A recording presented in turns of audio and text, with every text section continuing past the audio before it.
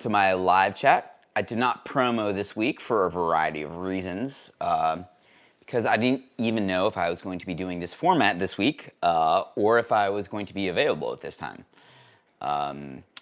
So if you are joining my live chat, you know that I do this every week, Sunday at 3:30 p.m., and I try to do it with regularity. And I try to promote it as well. And sometimes just even creating a promo short takes a little bit of time. And I have had no time to do that, and I almost even canceled the chat today because I was going to be doing a little bit something different. And I'll talk about that here in a second, but I might seem distracted today because, well, it's been a week. Had a busy couple days, and yeah, I have this has nothing to do with music, but I have a random cat in my apartment right now. It's coming home from a gig last night, and there was a cat running around outside. And I tried to rescue it, spent a couple hours till up to about 4 in the morning, and to no avail. And when I came back out this morning, the cat was back out there, and the cat was screaming and scared. And I ended up spending another couple hours trying to get it, and I have a cat now. So, and hey Mojo, hey Alan, thanks for joining. So, sorry, Adam, excuse me. Also, Adam, got your comments. Thank you so much for commenting as well. I'm just catching up on a lot of things here on YouTube. Yeah, I have a random cat in my apartment right now. So, currently fostering a stray kitten, which throws a little bit of sand in the gears. And I'll probably promote, so that's what's going on. So if you hear squealing, howling, hey DH, thanks for joining. My mom says hi, all right. Tell your mom I said hi too, Joe. So this week, coming up, got some cool things coming along. Okay, Brad and Joel. Hey, Joel. Also, Joel, thank you so much for helping out on the live streams this week. Joel, sometimes Joel will say, hey, audio's too low, too high, and that's really helpful when I'm playing, and I'll get to that in a second. But tomorrow, I'll mention this a couple times, but if you're free tomorrow at 3 p.m. Central Standard Time, that's going to be 4 p.m. Eastern Standard or 1 p.m. Pacific Standard, I'm going to be hosting a live chat right here on my channel with another Nashville musician. His name is Nicky V. He's a studio and touring guitarist, and he's currently playing with Shenandoah. And he recently did a video about what musicians make on tour in Nashville, and the kind of tiers of people making money. And I try to make a video about once a year about what I'm making as a musician, and how it just kind of varies about the situations you're in and how it progresses based on where you're at in your career. Nicky made a really good video, and I made a video in response to that, and I hit him up and I'm like, man, Nicky, you are saying some really great points, and you're coming from a little bit different tier than me, and a little bit of a different world. We should chat. So we're going to chat tomorrow right here on my YouTube channel. And I was going to have an announcement here earlier today, but alas, I was playing a zookeeper and tracking down wild cats. So tomorrow at 3 p.m. Central Standard Time, again, I'm going to be talking with guitarist Nicky V from Shenandoah, and we're going to be talking about all things about what it's like breaking into Nashville. Maybe the things that people ask me and they want to hear from somebody else. And we're also going to be talking about what it's like to balance different aspects of your career, both in terms of how do you balance your playing versus your promotion, versus your networking. Should you be investing more time into getting a profile online versus meeting people in real life? All of those things. So we're going to be talking about that tomorrow. And again, I will get that promo up here as soon as I finish up this live chat. So this past week, I wanted to talk about a couple things, and I would start answering questions. So if you have any questions right now, put them in the chat, and I'll get to them once I go through a few things. And I'll try to engage as much as possible throughout this chat. But this week, I've been trying out a few new things with audio, with streaming, with cameras. And so all the gigs you see me stream on Broadway I literally have 15 minutes to set up my drums, sound check, get my camera set up, get the stream set up, check audio levels. And if one thing goes wrong in the process, the whole thing just kind of collapses. And it can really detract from the gig. And I have to remember, what am I doing? Am I, hey Lori, hey Braden, thanks for joining. So it's kind of destroys kind of my focus, and it can be really hard to like stay engaged in the moment when I'm also worrying about camera angles, audio levels. And Adam's asked how many bars on Broadway's have a drum set in their backline. Adam, I would say pretty much most bars here on Broadway have a drum set in their backline. And actually I have a really good video about that. Mojo, if you're watching right now, would you mind putting a link in the chat for that video, or maybe I can find that. But I have a video about all the backline drum kits in Nashville. But so when I'm streaming, it can take some focus and some attention. And I tell people it's like being a short order cook and a server and a cashier during a lunch rush, and you're doing all these things at once, and you're trying to manage as many streams as possible. So this week I finally found a way to get a good setup where I could quickly set something up and stream a much better audio feed to my camera, and doing that from the front of the house. And I find that the drum cam is interesting for maybe a song or two, but most people want to see the front of house and where all the other musicians. So I'm trying to find a way where I can maybe eventually do multiple angles at once and switch back and forth, maybe hire somebody to do these things, but also finding ways to engage with the audience watching online. So took some requests yesterday of the gig, which is great. So we're expanding an audience. So again, a lot of people in Nashville, if we're playing a honky tonk gig, we make our living off of tips.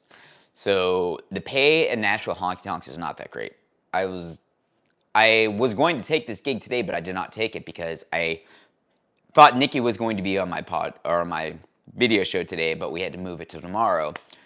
But I was going to take a gig for 4 hours, nonstop playing, that was going to pay $62.50. Yeah, and that is very much typical base pay if you are playing places like Tootsie's, Rippy's, Honky Tonk Central, everyone under that umbrella. And you're essentially playing for tips. That's why everyone's always saying, please tip if you would like the song or if you want to support us. It's not because musicians here are greedy, it's because we are all scraping by for a living. And yes, there are no breaks on these gigs. Sometimes you'll like find a way to have maybe a front person do a song on acoustic, and then maybe have another person doing a song on acoustic so people can rotate out peeing breaks. But like yesterday, my gig at the Valentine, there literally was no set break whatsoever. And I'm going to make a video about how to approach these things coming up, but I'm taking a decidedly different approach to doing gigs on Broadway in Nashville. So I do like doing a quantity of gigs, but the more gigs I do, this is like an inverse relation. So more gigs, less attention to detail, the lazier and sloppier I get. And this is just me. But if I do less gigs, okay, then my attention span, the energy I'm able to put into that gig is so much better. I liken it to NFL football. So some people, if you're a fan of NFL, you'll know that Thursday night games are usually the worst, the most boring games because it doesn't have the same kind of punch to it as a regular Sunday game because people are just exhausted mentally and physically. And for me, doing multiple gigs in a day for multiple days in a row just exhausts me. So I'm intentionally doing a strategy here where I'm not playing every day, but I'm spending a day to like set things up, plan some things out, and recuperate. And so yesterday for my 2 to 6 at the Valentine, I was at the Valentine before it opened at 10 a.m. I was there at 9:30 a.m., got all my stuff set so I didn't have to do as much coming in after the first band that played from 10 to 2. So I set up some gear in the background, kind of staged things, came, promoted the gig a little bit, and then went to the gig and played there. I didn't get home till like 7:30. So I was literally like just starting my day around like 9 o'clock, leaving my house to go get there and not finishing till 7. And and I'm literally the whole time I'm just like in like 100% focus mode. There is no just like cruise. And here's another thing that's I really want to talk about, but a lot of you didn't know. I don't think anybody knew, but yesterday when I was playing the gig, is that my entire in-ears system went down. So I was running in-ears through a board, and I was playing, and I couldn't hear anything because I'm in that booth. And so all the power down there went out. And so what do you do in those situations? Now, that's not my fault, and it's not, I'm not responsible for running the power at the place, but I found a way to keep the show going because we were getting all those tips, because people were there and we had their attention. So would I be right to say, hey guys, we need to stop for a second, we need to get like someone from the club to fix the power back here? Yeah, I would have been in the right, and that would have hurt our bottom line. So I found a way to get sound back into the drum booth, which is, if you're curious, I can tell you all about it. It's a bit technical, but it's definitely an unorthodox thing, and I was doing what I could to keep the show moving. And that's super important and that's why I take less shifts on Broadway, because if I'm doing a shift, I'm going to do 100% of my energy and effort into that shift and to make it as good as possible and to make every second count. So, and that shift ended up paying over 10 times more than what I would have made today on the shift I was going to take, but I had to bump it because I was going to do a live chat with Nikki, which I'm going to do tomorrow. And I'm not complaining about the discrepancy in pay. I'm just highlighting it because it's a reality of how it is on Broadway. And for every like crazy high paying shift you do, there's going to be a crazy low paying shift. And a lot of it is beyond your control. And a lot of it's based on tips. And yeah, it's based on tips is like basically the audience is subsidizing your pay that the club should pay for. So the club's not spending any money on you. So you have to find a way to make money. And that's why we always ask for tips. And Lori, thank you so much. She's friends with John Root. John Root is one of the dudes, if you're a drummer or if you're a musician, you should know in town. He's out on the road with Brooks and Dunn right now as a drum tech, but he's a great guy to connect everybody in the industry, like in town here in Nashville. And John's a great example of how being in the music business is not solely about music, but it's about knowing people, connecting people, facilitating things for people. So John hosts a monthly drummer's lunch. And I met some of my best friends there. And it's a really good example of why I love Nashville, is because all of us drummers are there to support each other, and we want to see each other succeed. And sometimes I'll be sitting next to somebody who just played a gig in front of 50,000 people the day before, and the other person beside me just moved to town, like fresh off the boat, not knowing anything. And Lori, Finland. Okay, Jay Clayton as well. And if you guys don't know, Jay Clayton, he's a fiddle player here in town. He's a great player. I think John O'Neill was telling me about him. But everybody, when you're playing with different artists, different acts on Broadway, a lot of it is, do they know how to find ways to work the tip jug? That really is what it boils down to. And some of those people work the tip jug with their amazing musical prowess. Some people work with their skills on the mic, being, their front person, their gravitas. I've seen some people accost audience members. We're not going to play a song unless you put $20 in that bucket now. And I think from an outsider looking in, sometimes it can seem odd or seemed like the musicians are being very money hungry. But a lot of musicians here, like I see at the, towards the end of the month, people are begging for more work because they're not going to make rent. Because prices are really increasing up here, and all musicians here, we're like really hustling to make a living.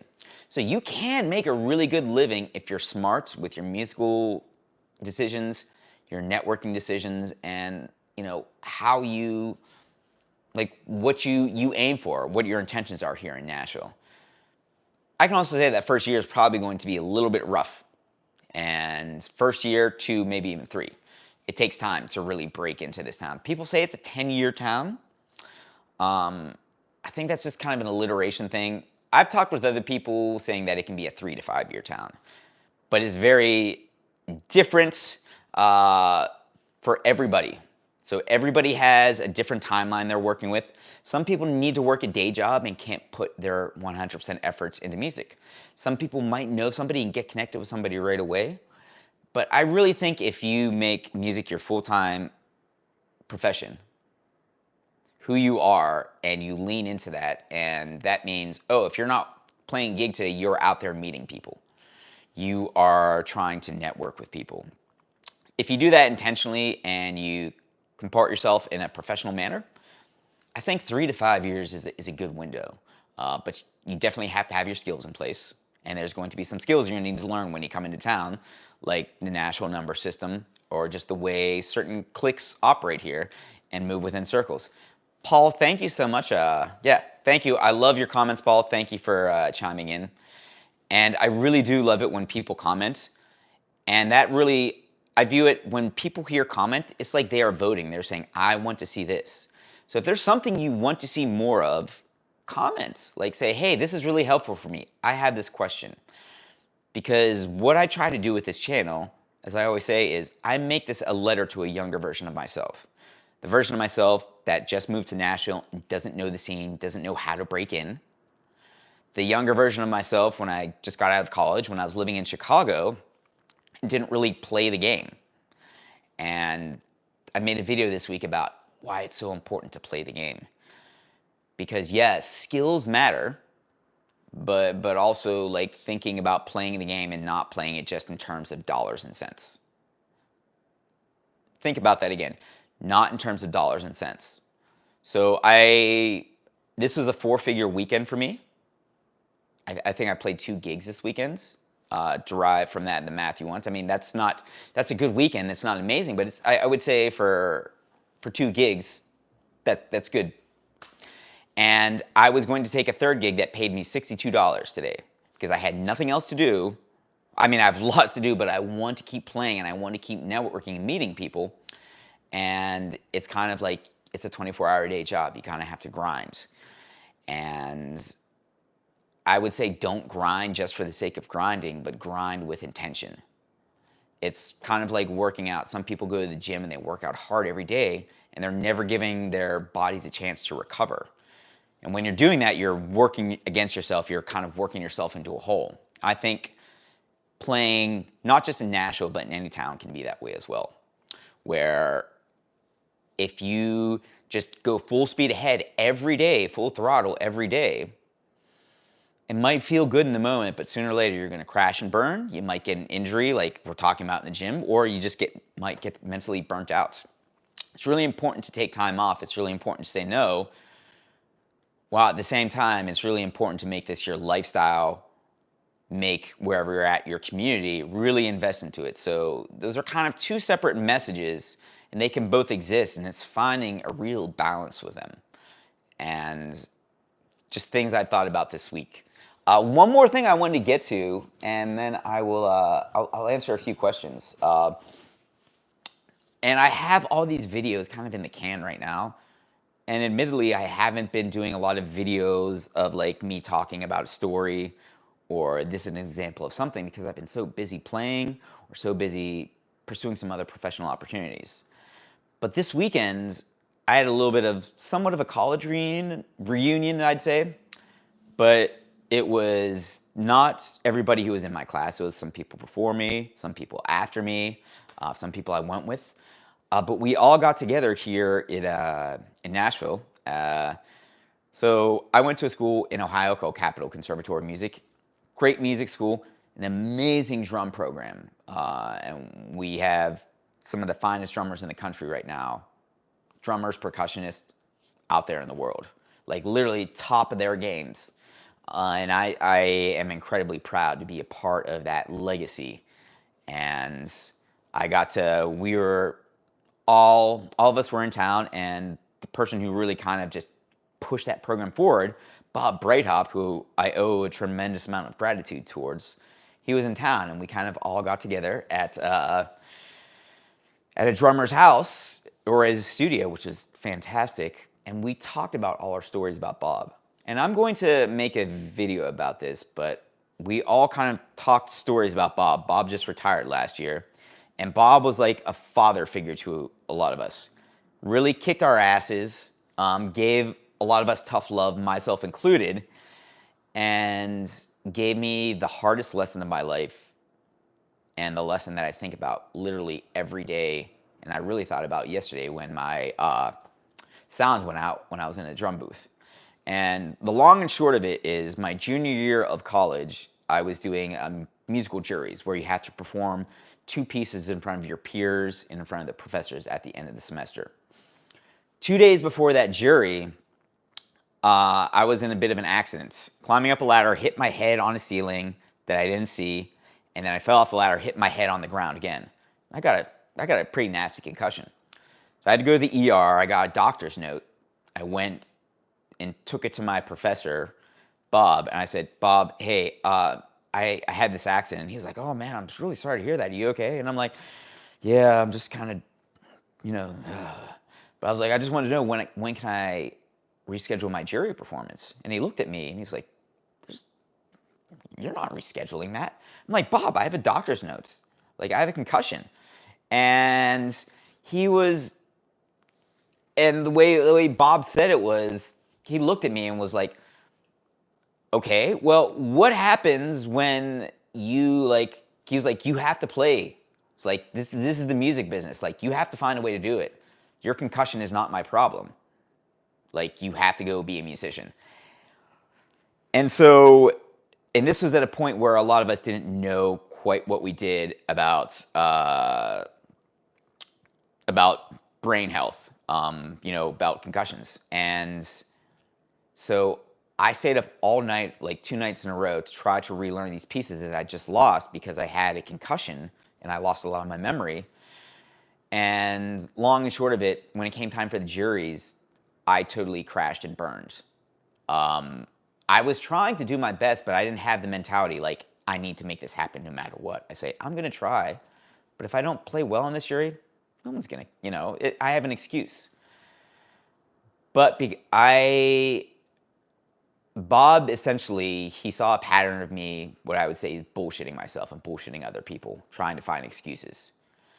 And he stopped me and reamed me right there, and he reamed me so hard, he stopped me, wouldn't let me continue playing, failed me at my jury, kicked me out of the drum program, made me cry in front of the entire studio, and then I had to go into his office. He made me leave the studio because I was crying so hard, and he's like, go in my office until you can get yourself together. And people are like, wow, he sounds like a real asshole.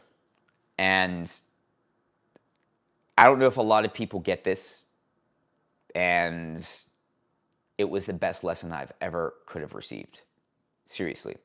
I'm not saying that because of, I would say, Stockholm Syndrome or, identifying with my abusers. I wouldn't call that abuse at all. That was exactly what I needed. And a lot of people disagree with me. But here's why that lesson taught me so much. I had in the back of my head, like, I want to make it, but if I don't make it, it's okay. And I know life operates a lot like that, and we think that way, and there's nothing wrong with that. But the point Bob was making to me is like, listen, if you're going to be climbing up this ladder, if you really want to achieve high-level success in the music business, you have to adopt this mentality that this gets done. It is not, I'm going to try to do my best. You have to make it happen. It's kind of like with professional athletes. People don't care about what's going on in their life. they care about how they perform on the field. Is that unforgiving? Is that unfair? Yeah, it can be, but the music business is very unforgiving and unfair. And that changed my life. And I mean that in a very good way. And I told Bob, thank you for having the courage to teach me that tough lesson. Knowing what we know now, I think he feels bad about the concussion parts. But it really helped me out a lot. It made a big difference in my life and got me in the headspace that, okay, you just need to find a way to make it happen. And so tying that back to yesterday when my in-ear monitors went out and I had no access to sound that's going on in the front of the room, and it was pretty much near impossible to play, I found a way, instead of like thinking, okay, we got to stop this, maybe get a sound person back here, fix this. I'm like, no, that's going to lose momentum. My job here is to support the artists I'm playing with and to help everybody have a good time. I need to find a way to make it happen. And I think about things like that daily. Anytime I hit like, a roadblock, or anytime something is tough or I want to give myself an excuse, I think about that moment. And it's really paid off quite a bit. DH, thank you so much. I really appreciate that. Thank you. That is so helpful to me. I really appreciate that. That helps me. Any kind of support I get on this channel, I instantly put back into the channel, which is why, like yesterday, I bought a few new pieces of gear so that you can get, like, if you listen to the audio from the stream from yesterday, the first 10 minutes is a little bit quiet, but then I had someone adjust the gain on it. It is worlds different than the day before. I encourage all of you to listen to that because I'm so happy and so excited about that. But Paul, to answer your question, how old was I when I picked up a pair of drumsticks? Let me see. I was maybe about, let's see, 8 or 9. So, DH, I accidentally hit you. Give me 1 second. I'm still trying to learn how to navigate all of this on a touch screen while I'm doing a live. God, come on. Okay. There we go. So when I started, maybe picked up a pair of drumsticks when I was 6 or 7. And I didn't really take it too seriously until maybe I was about like 13. That's when I really got into playing drums and playing drum set. But I just kind of was, half in and out. But my stepfather was a musician, and I grew up listening to music always. And I always say that is the best advantage I had, was having a stepfather as a musician. He was probably like the biggest influence on my life, period. I was just always around hearing him play music, and he was never forcing things down. Like, they were never saying you have to become a musician. But yeah, they were. In fact, I think my parents said, maybe you should look at something else besides music because it's not very stable. I was probably about 6 or 7, but I listened to music, and that was my biggest advantage.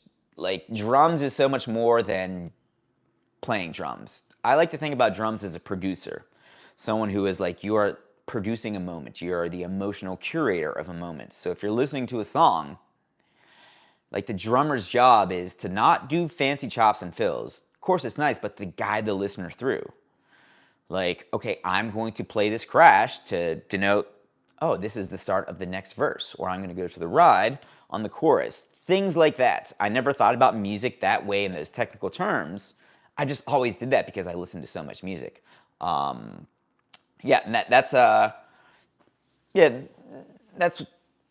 pretty much, that's the nutshell way of saying my path to music. So I was curious if anyone has any questions out there. I would love to answer some questions, and also while I'm waiting for some questions, letting you know that I'm going to be doing a live gig this Thursday. And we are going to be at Mockingbird Theater in Franklin, Tennessee. I'll be playing with Kevin Daniel. So I have a lot of videos with Kevin Daniel on my channel. He was the first artist I toured with when I said, you know what, I'm going to start doing YouTube as kind of part of my career, not just as like a hobby, but I'm going to start doing a daily tour journal because I would thought people would love it.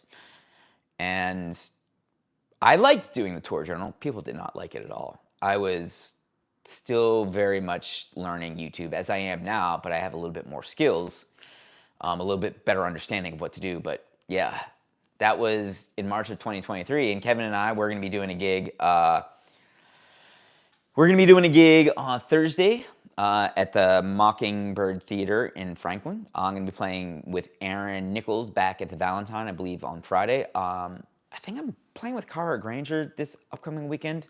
I'm not sure. I'll have to check that. Gail Watson, how can I get your schedule when we visit in 2 weeks?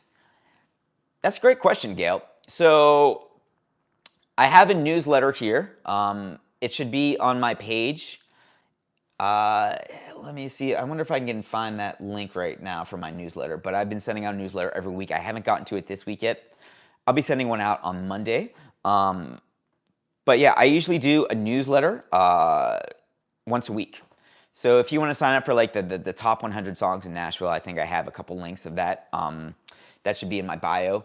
If not, just shoot me a message and I will get it to you. But the thing with schedule is like a lot of times I'm in this space where my schedule is just going from my schedule is basically going from like 1 minute to the next. Like I'm like, okay, I think I got asked to do like a Saturday gig on Thursday of this week. And that's a lot of notice. So I'm at the phase of my career, again, I'm like a year and a half, less than a year and a half, like a year and 2 months of playing full time in Nashville. And I'm still at this phase where I'm saying yes to as many things as possible to build my network and to build my profile. So that means there's a lot of fill-in work, and there's a lot of like, I wouldn't say disorganization, but it's kind of like putting the car together as you're driving down the road. And that's because I'm at this point in my career where, like, let's say you want to call, who's your favorite drummer? Steve Gadd. Let's say you called him on, like, it's Thursday night and say, hey, Steve, can you play for me Friday morning? You know, there's not going to be a chance. But I want to get to a point where I'm able to schedule things out a little bit more and give people a little bit more heads up. In order to do that, I kind of need to go through these stages of doing last minute gigs, sub gigs, and all that.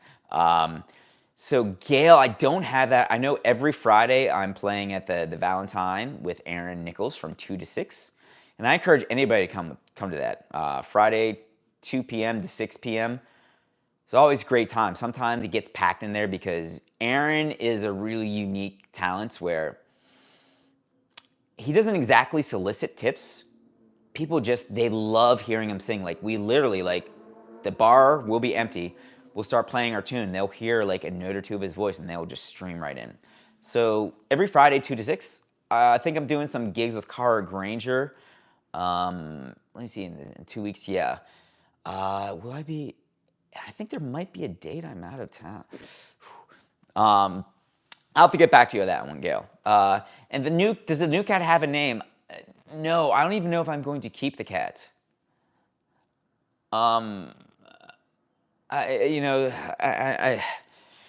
This has nothing to do with music, but it also does have something to do with music because being a musician is a lifestyle. It's not like a job where you can like punch in, punch out.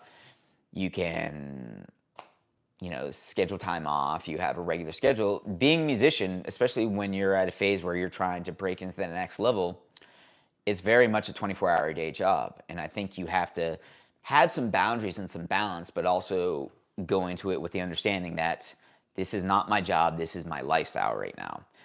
Having an animal can really cramp that. And I really love, I'm a big softie for animals. I love all animals. So yeah, I'm not sure. I might keep them, but who knows? So Dawn says, I want to play gigs on weekends. Will my age matter? I'm in my late 50s. So Dawn, let me answer your question as this. A lot of people say, what's the best way? How do I? And that's a good starting point, but I always tell people, let's hone it, narrow it down. What are your goals? What do you want? Like, what do you want to achieve? What are your wants and needs? Let's talk about that. Now, if you want to be going out on tour with Taylor Swift, I don't think age matters, but if you're only available to play on the weekends, that might be a little bit of a roadblock. But if you want to, I really don't think age matters that much, as much of a big deal as people make it out to be. Now, in some scenes, it can matter, okay? And I think also, I can't speak from experience, but I'm guessing maybe women have a different experience with age. And maybe they are viewed differently with age. Again, I'm not speaking from experience because I'm not a woman. If a woman wants to chime in on their experience, I would love to hear what their opinion is on it. But I think sometimes men and women are treated differently in age in regards to that. Just like some genres you're treated differently with age, and maybe some markets and some scenes you're being treated differently with age. So I really don't know. What I can tell you, Don, though, is from my experience here in Nashville, I play with people of all ages. There's a drummer, a really great drummer in town named Alan Blackston. He is also the inventor of the snare skirt. So if you want to check that out, it's something you put around your snare. It helps keep the snare from bleeding into other mics. I think Alan's in his 50s, and he plays full-time here in Nashville. And he started playing full-time once he retired from the Navy. So is everybody here 50? No. Is everyone 40? No. Is everyone 60? There's a wide range of ages here in Nashville. And it's finding the scene and finding the circle. So, Dawn, I would say, like, think about what do you want? Like, and how are you going to achieve that? Yeah, if you want to be playing at teeny bopper clubs, I don't know if maybe that age would work against you, but it's going to be very different. But then also part of me says, well, like, listen, if you want to play, sometimes you'll find a way. And sometimes it can be hard. Sometimes it's just all about having the right social skills or the right fit. There's some people that I get along so well with, and then there's some people that are great people, but like we're not a good fit socially or musically. So I think there's a lot of things going into it. There's never going to be an easy answer, but I think it's ultimately like put it in the work, be intentional with it. Lori asked me, how do you approach an artist who sounds great on their records and on social media, but when they play live, their vocals is drowned out by their bands? Can't understand the words or recognize their song. So, Lori, let's say, are you approaching this as a fan? Or are you approaching this as a musician? I will tell you how I approach it, and it might be very different than your approach. And it might be different from a fan's or another musician's approach. But here's my thing, like, what's my end goal? What's my end game? And I played, like, my goal is if I'm a supporting musician, I'm there to support the artist and do my best to make them sound good.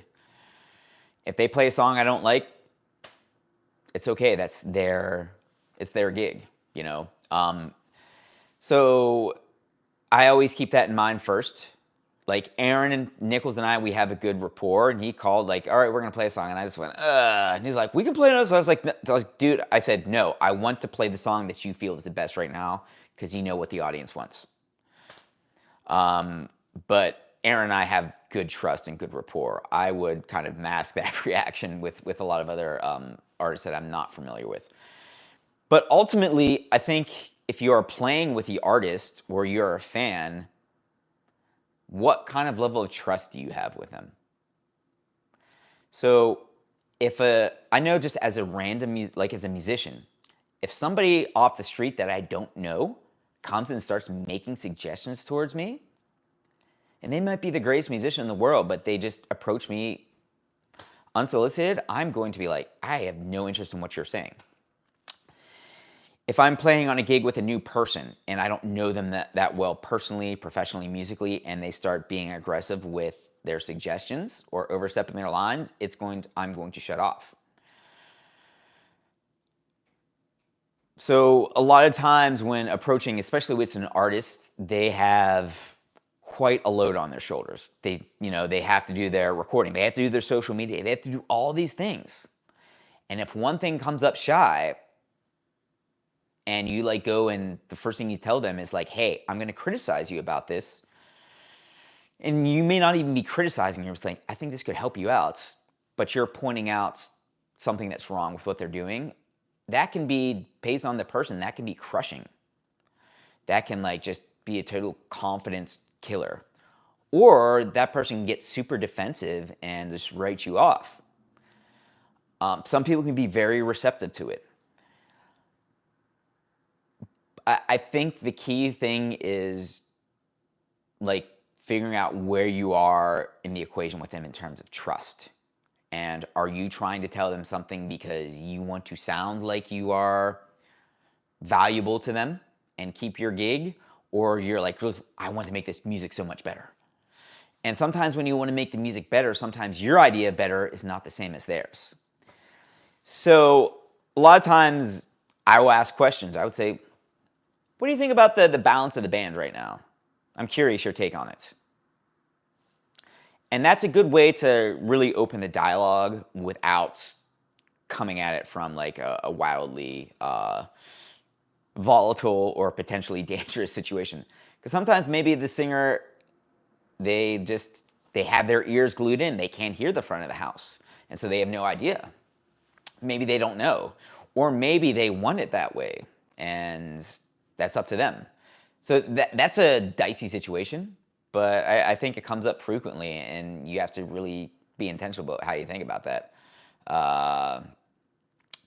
So let me see. I'm gonna see if I can. I'm just looking at. Yeah, it's a different name. So Viahen or let me. I'm gonna get a bigger font right here. Wijan. Okay, so I'm sorry, Wijan. So Vian Vandersmit. I'm doing my best, but thank you for bearing with me. What's your go-to stick brand and size? Go-to stick brand and size. That's like asking. Okay, I'm a big fan of analogies, but that's like asking somebody their favorite shoe. What's their activity? You know, how long are they doing it for? So me, like with style and with venue and where I'm playing, it's very different. So when I'm playing on Nashville's Lower Broadway and I'm doing quite a lot of bit of work there, that is like you're just really pounding things, and I go through like, if I can get a stick to last long, great. I unintentionally found Near Z's innovative percussion sticks. I've been a big fan of them.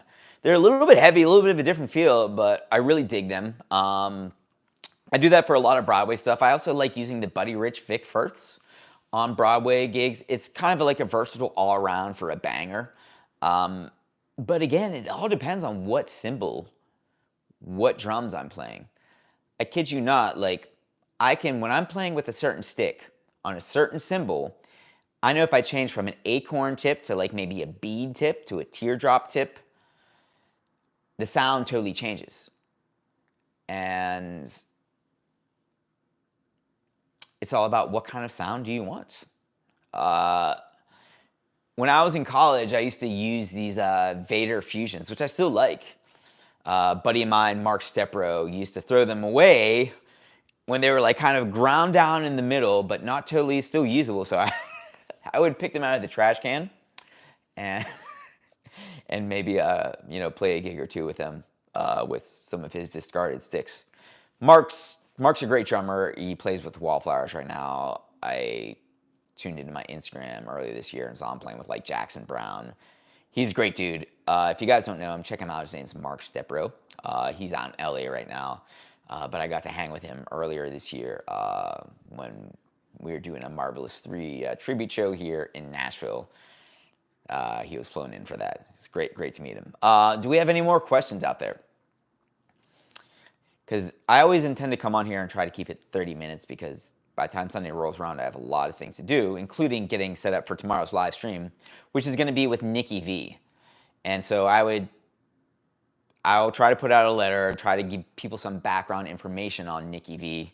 But I encourage you to watch his YouTube channel, Nikki V, and learn a little bit about him. And I'm going to have him on tomorrow, and we're going to talk about like 2 Nashville musicians who are like kind of in different spaces, but in the same space. So like Nikki V, he's like doing like a little bit higher tier gigs than me, but he's also like doing the YouTube thing. And he's also like doing online lessons. And he's also working to make a name for himself as a musician and not just being attached to one artist. So I would encourage everyone to check out Nikki V. And we're going to do a live chat tomorrow right here on this channel, 3 p.m. Central Standard Time. So also Thursday should be 7 p.m. Central Standard Time, playing at the Mockingbird Theater with Kevin Daniel.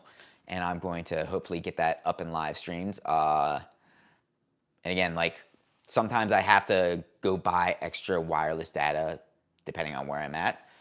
And anytime I get donations on this channel, I automatically take that and put it right back into the fund. So again, I got a couple new pieces of gear here lately, and I'm continuously looking to upgrade my infrastructure. And a lot of you don't know this, but I've also done all of my videos on my phone, like shot and edited them all on my phone, because I have a 15-year-old computer that can barely run Microsoft Word.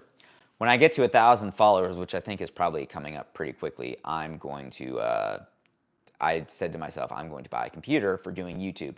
So I can do a little bit more videos, like feature videos about, I wanted to make a feature video about what it's like to do YouTube, to be a musician, to be an entrepreneur. Like, it's no longer enough just to be a musician. You can't just show up and play. You have to let people know you can play. You have to find all these other avenues. So that'll be coming up. Yeah, so Tim Avon, I just found his channel a couple days ago. I'm actually going to drop him a line. Yeah, so thanks for the question, Jackie. I try to spend some time on YouTube to like kind of know what's going on out there in the world, but I don't want to spend too much time on that. And I was talking with another musician today and said, I think you should know the product that you're using, or like if you're talking about it, you should know, like, if you play guitar, you should know a little bit about guitars and like the market out there for guitars. And so I try to pay attention on the periphery to YouTube, but I don't go too far deep into it. And there's nothing wrong with going too far deep into YouTube. But again, ultimately, YouTube is kind of in addition to my music career. I never want YouTube to be the vehicle for my music career, or my music to be a vehicle for YouTube career. I really want YouTube to transport my music career forward and if I get a following from YouTube, that's great. But my goal here is, I really like to think about my mission statements. Like, I literally think, why am I doing YouTube? My YouTube is to help other people, to be the letter to the younger version of myself. Because there's a lot of stuff I talk about it because I see, there's not a lot of people talking about these things, or not a lot of people doing these things. And everyone out here is doing their best to market and promote themselves. And that's part of the reason why I do YouTube. But I also like to do it in an authentic way. Like, I want to be as real as possible. And, so I'll talk about a cat on my YouTube channel because that all relates to the music thing. But since I'm talking about cats, it might be an indicator that it's time to sign off and get my streams ready for tomorrow. If you want, I encourage everyone to check out the stream with Aaron Nichols yesterday. So after about 20 minutes, things really start cooking because I was able to get the sound dialed in. I'm super excited about that, and that's going to be another way to I can continue to people out there can see what an actual Nashville honky-tonk shift is like and hear it and it not sound like a garbled mess. Lori, thank you so much. I think people like you are going to help me probably have a couple live streams up this week of the gigs. I really thank you so much. And also, like, when you donate, like, tell me, like, if there's something you ever wanted to tell me, like, I want to see something like this, cool. Because this channel is for everybody. Like, I'm using myself as a vehicle to, like, answer questions, but, like, we all have these questions, I think, at some point. So I'm going to sign off, get my streams ready for tomorrow. Thank you so much. Also, be kind to each other out there, like in real life and on the internet. Yeah, that's all I can say. Like, I don't mind trolls. They don't bother me, but I think sometimes they scare other people and then make other people apprehensive about posting online, that someone's going to judge them. When I know that when I'm getting a troll, I'm doing something right. But I also don't like trolls because it makes other people scared to put themselves out there. So put yourselves out there. And Don, thank you again. Thank you so much. I really appreciate that. This is, yeah, I think, I'm getting close. I'm going to have to eventually bite the bullet and say, all right, well, we got to. All right, so may have lost people. Okay, there we go. Okay, so sorry about that. Chat died, but I was just about to sign off anyways.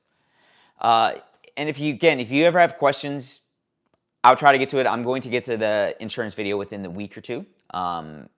Walk you through what it's like to do that. You can always email me at aaronaptermusic.com or aaronaptermusic@gmail.com.